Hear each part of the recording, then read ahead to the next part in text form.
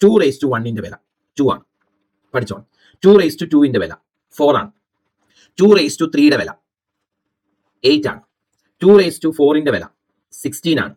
2^5 വില 32 ആണ്. 2^6 വില 64 ആണ്. 2^6 64 6 64 അല്ലെ. 2^7 വില 128 ആണ്. 2^8 വില 256 ആണ്. 2^9 വില 512 ആണ്. 2^10 വില 1024 ആണ്. ഇത്രയും പഠിക്കണം, പഠിച്ചേ പറ്റൂ. എക്സ്പോണൻസ് നന്നായിട്ട് ചെയ്യണം എന്നുണ്ടെങ്കിൽ ഇത് പഠിക്കണം. വലിയ പാടൊന്നുമില്ല മക്കളെ. ഇതിൽ ചിലതൊക്കെ നോട്ട് ചെയ്ത് നോക്കുക. 2^6 664 ആണ് അല്ലെ. 2^8 എന്ന് പറഞ്ഞാൽ 256 ആണ്. 2^10 ആവശ്യമുണ്ട് 1024 2^10. അപ്പൊ ഇതൊന്ന് മനസ്സിലാക്കി വെക്കണം കേട്ടോ. ഇനി അടുത്തതൊന്ന് ശ്രദ്ധിച്ചേ. അടുത്തത് ഇതുപോലെ 3 പഠിക്കണം. 3^1 3 ആണ്. 3^2 ഇതിന്റെ ആപ്ലിക്കേഷൻ എന്താണെന്ന് ഞാൻ പറഞ്ഞുതരാം. ഇപ്പൊ നിങ്ങളൊന്ന് മനസ്സിലാക്കി വെക്കണേ. 3^3 27 ഇതൊക്കെ നിങ്ങൾക്ക് അറിയാം. ഓക്കെ. 3^4 എന്ന് പറയുന്നത് നമുക്കറിയാം 81 ആണ്. 3^5 എന്ന് പറയുന്നത് 243 ആണ്. 3^6 എന്ന് പറയുന്നത് 729 ആണ്. 729 അവിടെ വരെയാണ് പഠിച്ചാൽ മതി. ശരിയാണല്ലോ.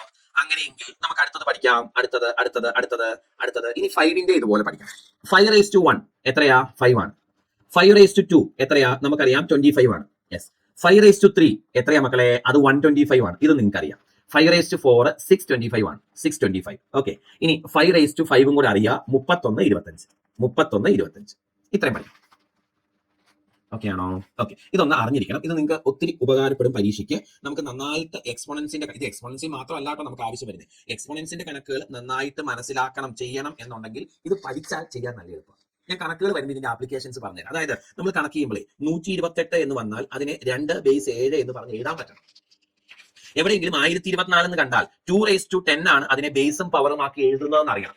എവിടെയെങ്കിലും 81 എന്ന് കണ്ടാൽ അത് 3^4 ആണെന്ന് അറിയാൻ പറ്റണം. എന്നാലേ നമുക്ക് എക്സ്പോണൻസിന്റെ കാൽക്കുലേഷൻസ് സോൾവ് ചെയ്യാൻ പറ്റും. അതിനായി ഇത് പഠിക്കും. കേൾക്കുന്നുണ്ടോ മക്കളെ?